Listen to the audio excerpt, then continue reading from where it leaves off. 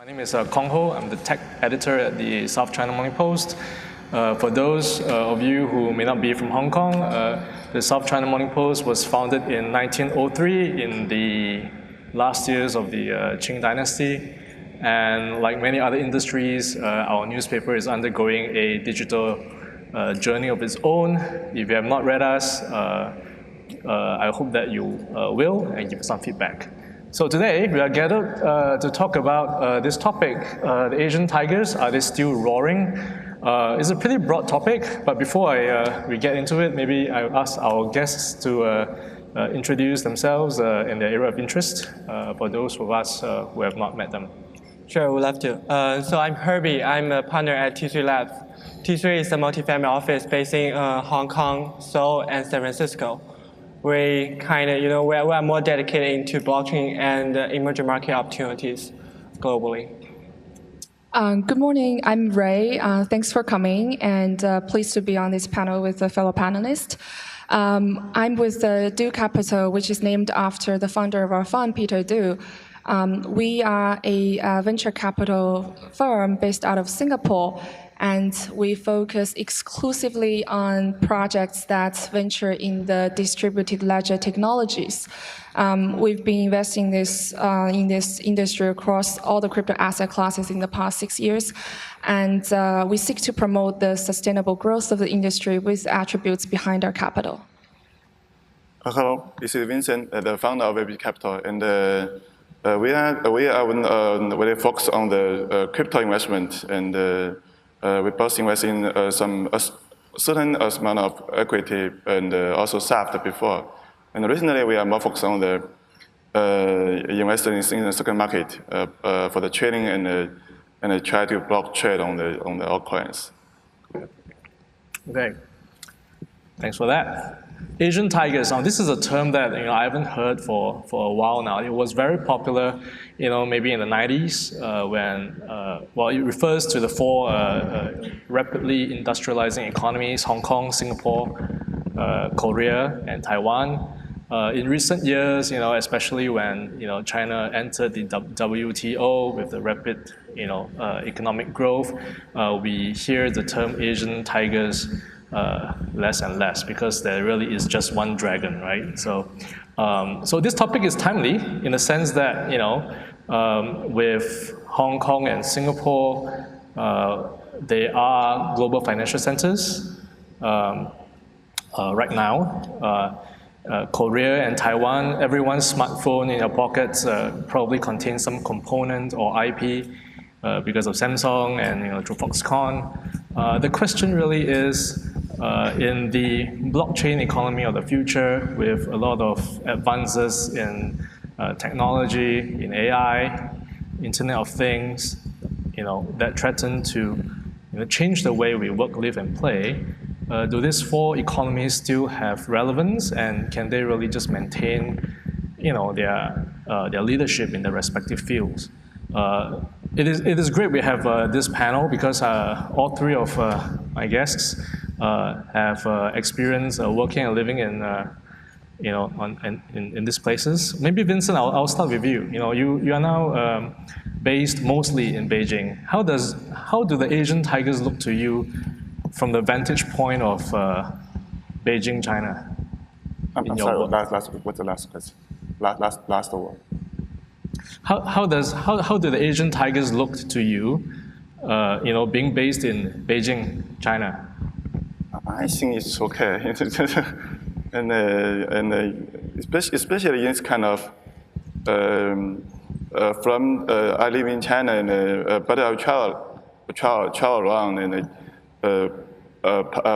most of the time in the Asian, and just travel in the tiger countries, especially in Singapore and Hong Kong and Korea.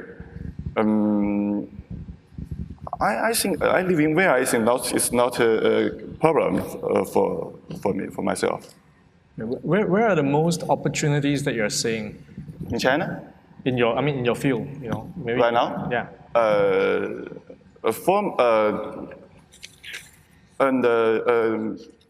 I think this depend on, and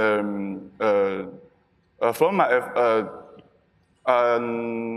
especially in Asian market, I think the crypto market, blockchain market, really come back or really become very hot at the end of the 2017, and at that time the Korea market come a lot.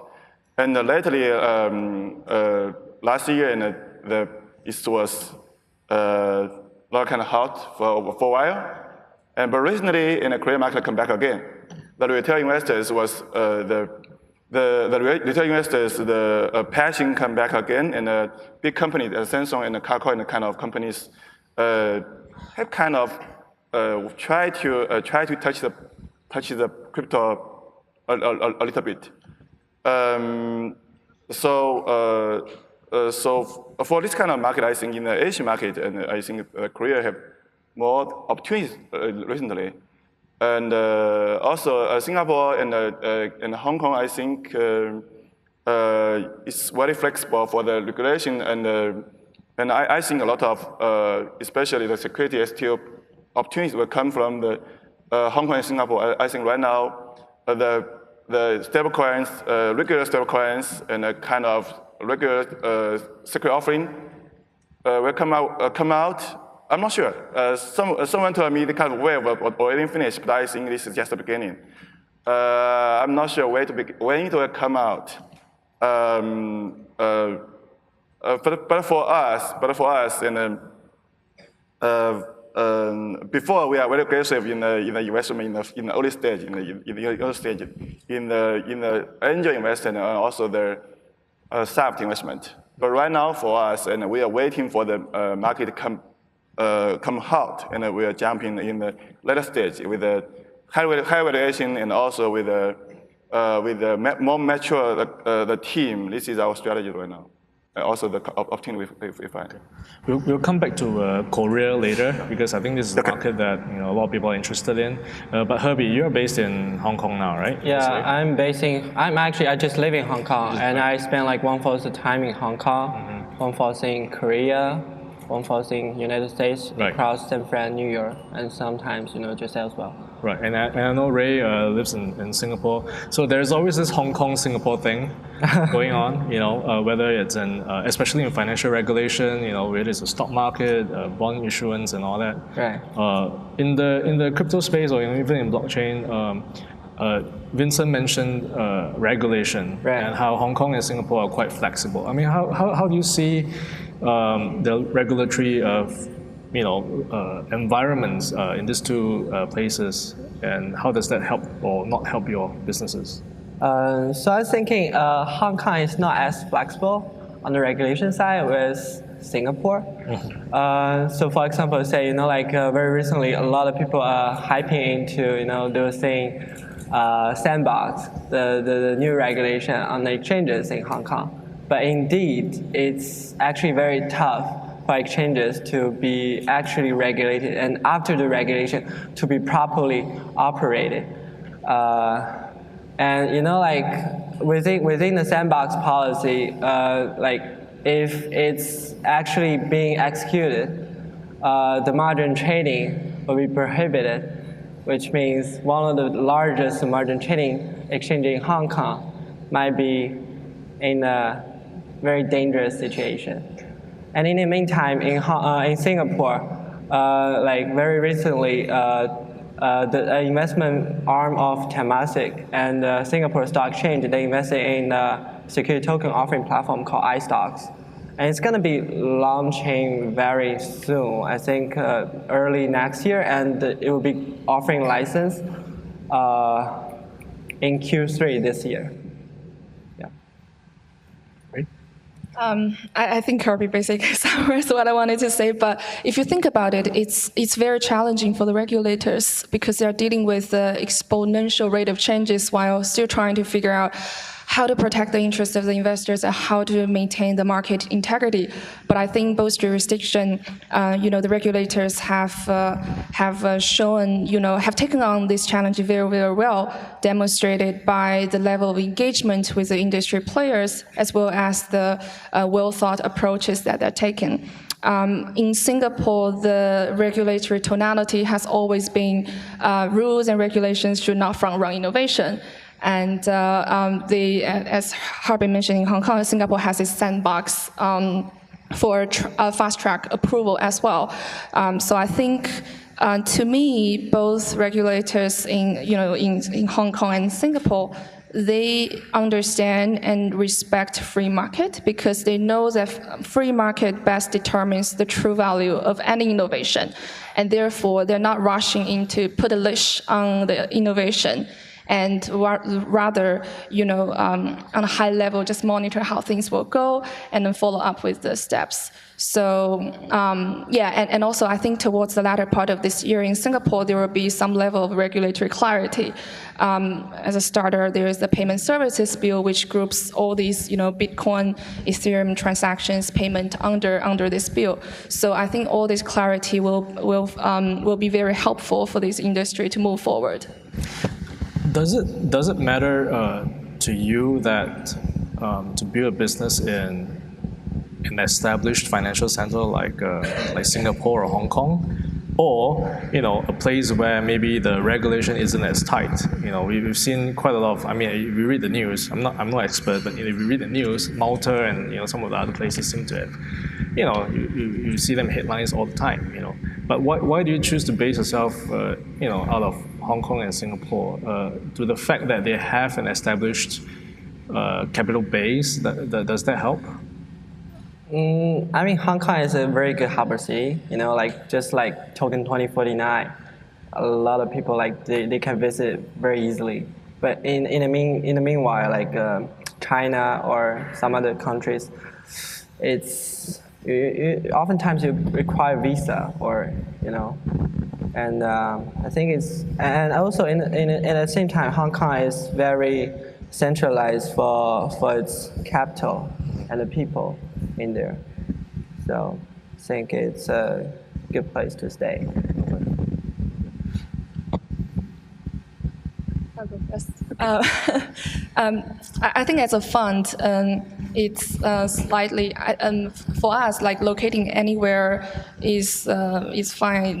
The main consideration is tax implication. But I think for a lot of crypto projects, they still choose to register their foundations in Singapore instead of other offshore entities because you don't want to deal with too many variables, especially you're talking about new technology. So you want that kind of, robustness in the financial system, in the legal framework, so that you're shielded against, additional uncertainties.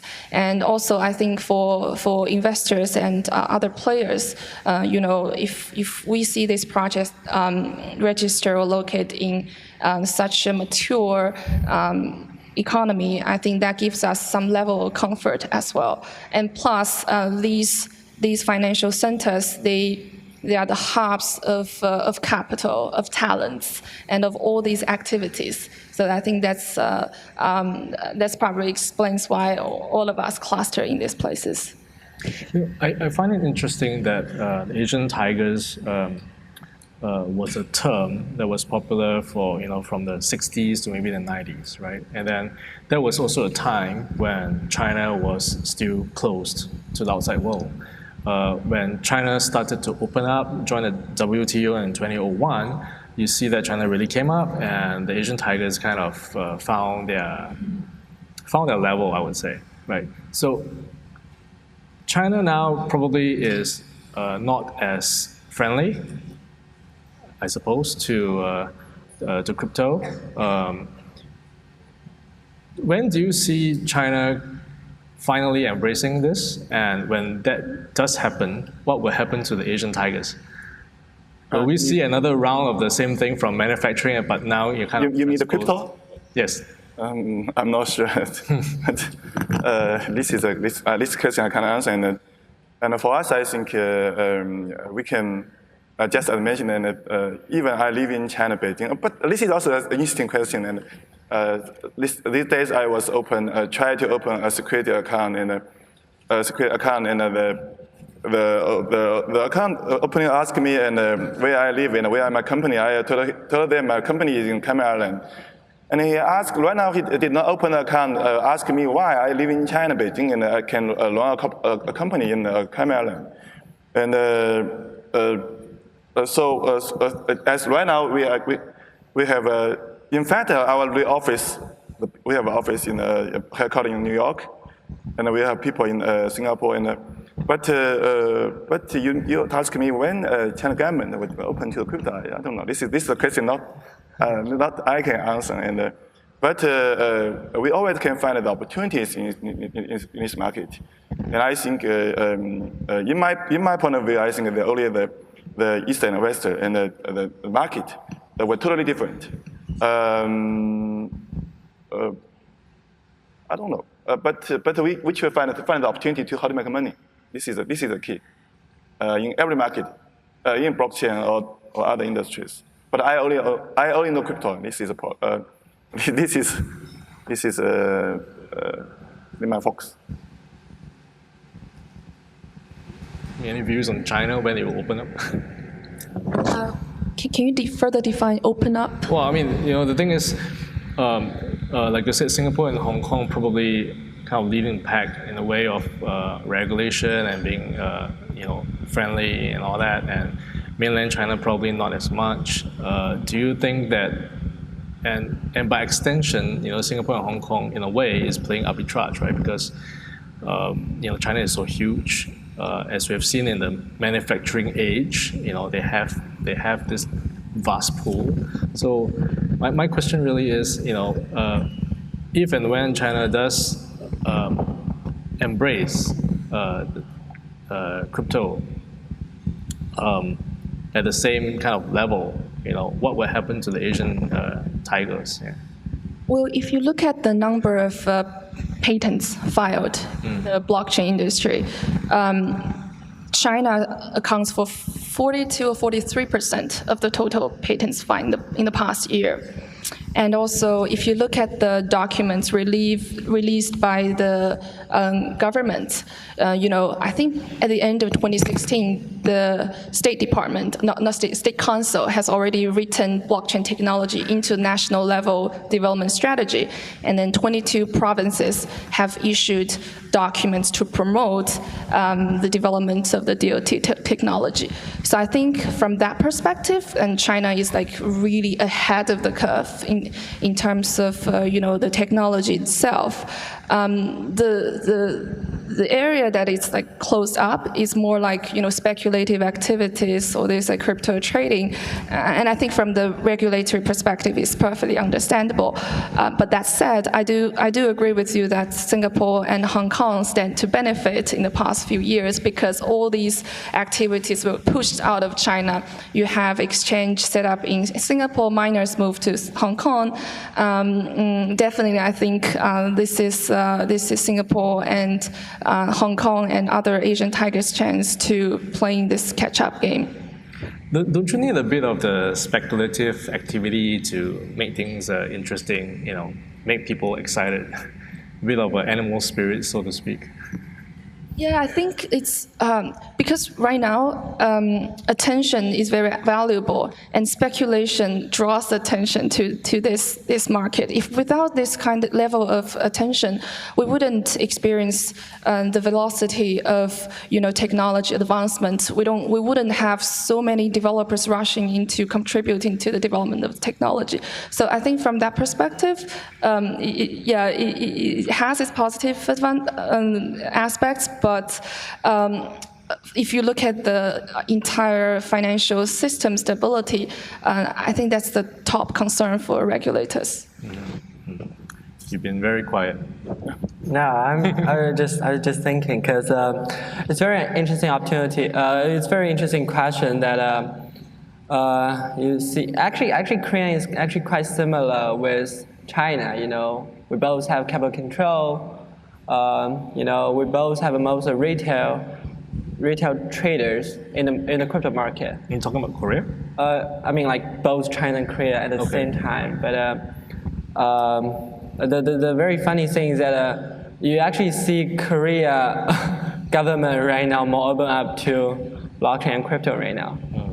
But the thing is that I was thinking, because China, like internally, it has much more problems to deal with.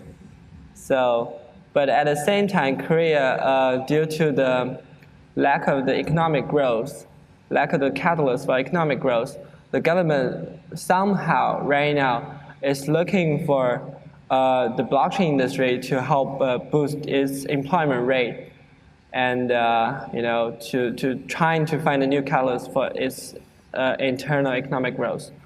So it's very funny saying that, like even I have zero blood in Korea, but like I'm also like the external counsel advisor for the blockchain industry, for the blockchain regulation in there. Yeah. And we see the Korean government is right now legalizing the exchange business, and also down the road a lot of security token related stuff in there. In terms of talent, I mean, where do you see the biggest talent pools in Asia for your business? Yeah. So talent. For talent. In Asian market, right? Yes. I think right now in blockchain, right?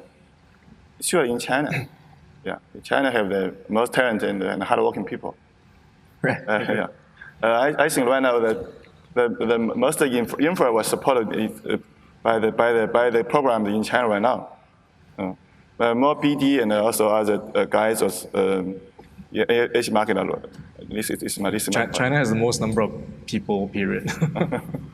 Okay, so I mean that means you just have to be in China, don't you? I mean, even if you're not really based there, you do need R&D. You need to get involved there, just because the talent is there. Mm-hmm. Yeah. Okay, let's change track a little bit. Maybe just tell me about the most interesting project or opportunity that you're working on or looking at, because I'm sure the audience will be quite interested as well. Yeah, sure. I will start with this topic. So right now, because the crypto market, like the crypto trading is cooling down. So right now we are more shifting on the venture investment in the emerging market. Especially we see some opportunities on the financial services side.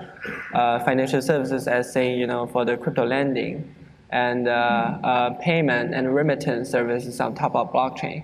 So for example, say there's a company in Philippines called Coins.ph, which is invested by Naspers, and it's recently acquired by Gojek. And the company, you see, like oftentimes, especially we're in Hong Kong, we see a lot of like a Filipino worker, but they have very hard time wiring money back to their homeland. And oftentimes the fees varies from 5% to even 15% for each transaction. But Coins.ph, they lowered the fee to 3%.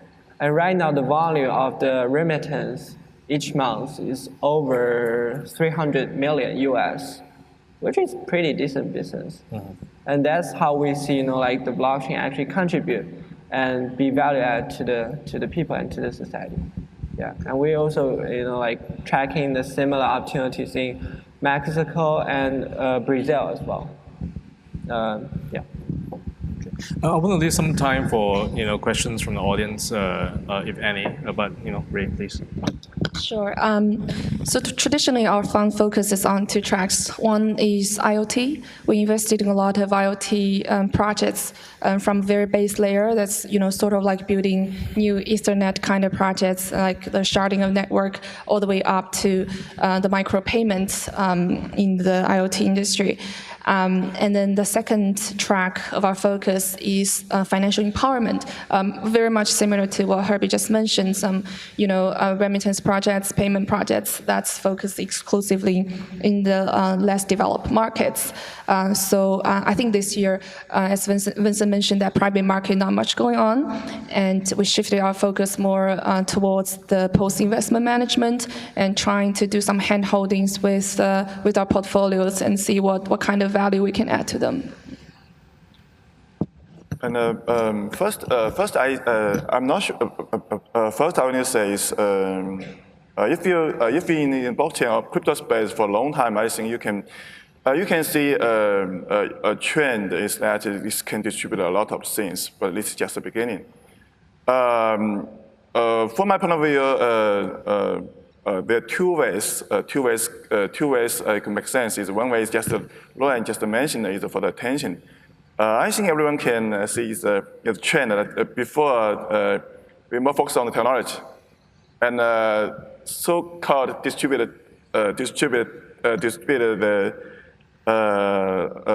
technology and distributed team and very slow movement for the development, very slow.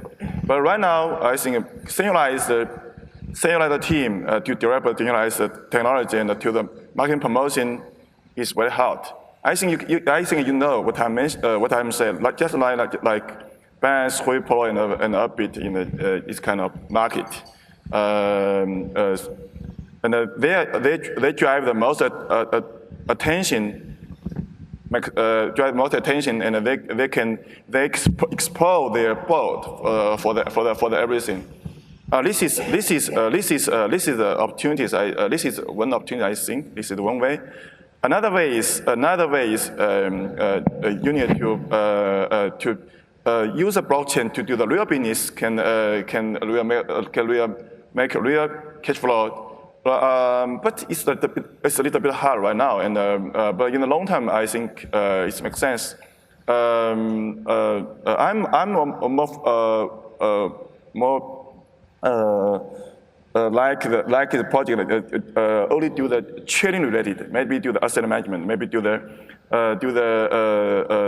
kind of derivative and some kind of.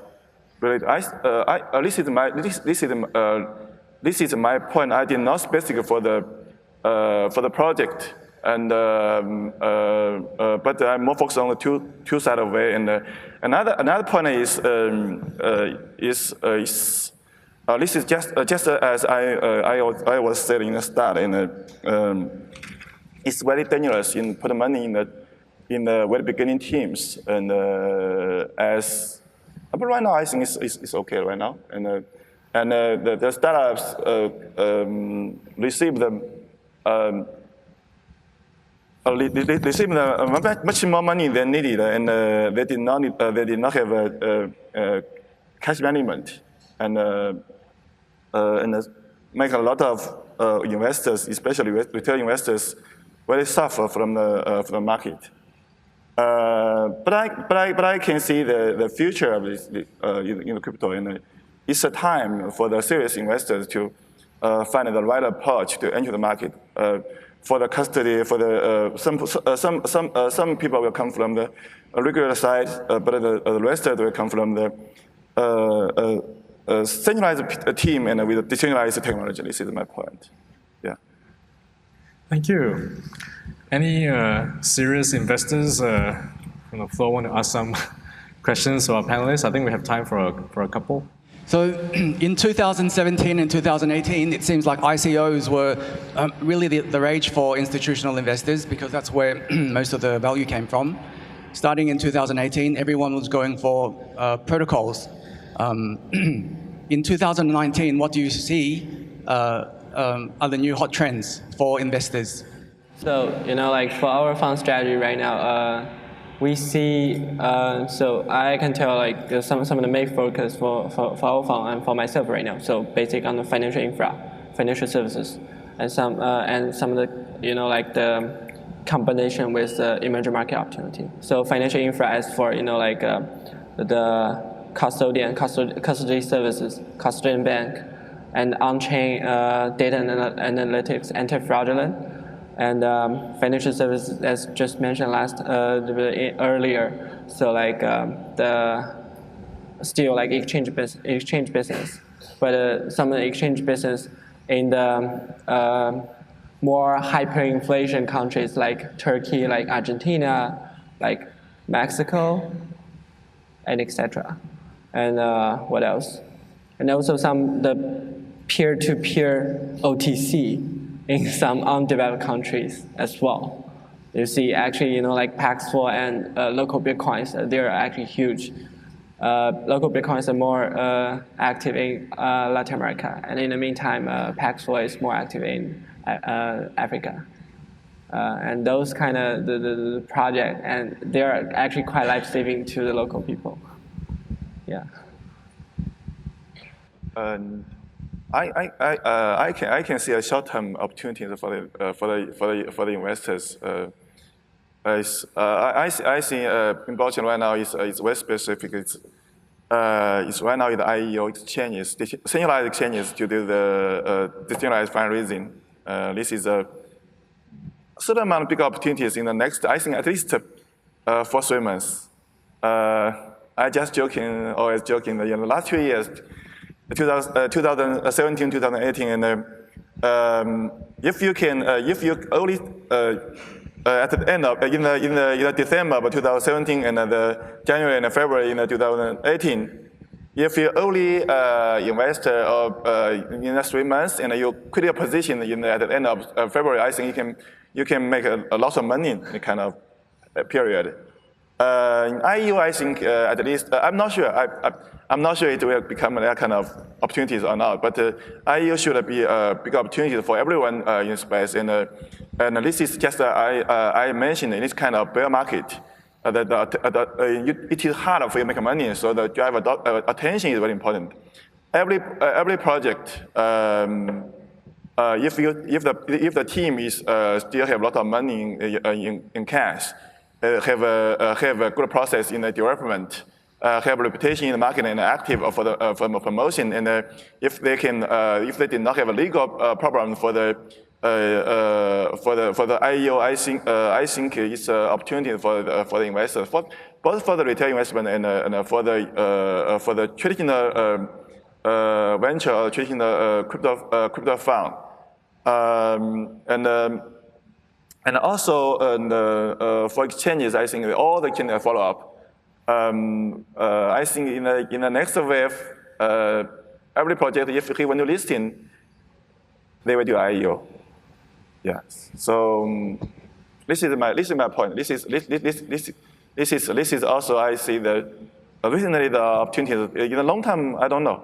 I'm not sure. It's waiting and see.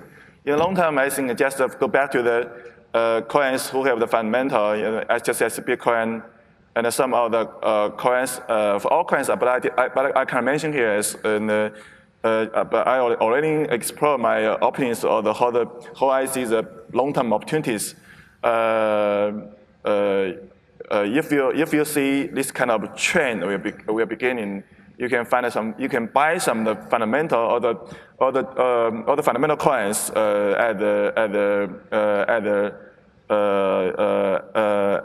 maybe you can make more money than to jump in such a project. This is my point. I second to Vincent's last point, and I think the secondary market will be very interesting this year, because the builders. I think 2019 will be a year for builders, and builders will distinguish themselves from others. And on the secondary market, the existing capital and then the new capital, they will firstly, of course, flock to Bitcoin and flock to the blue chips. So I think there will be a lot of opportunities there. If you look at last year, a very much hyped market is really bad for innovation. And this year, because it's getting more calm,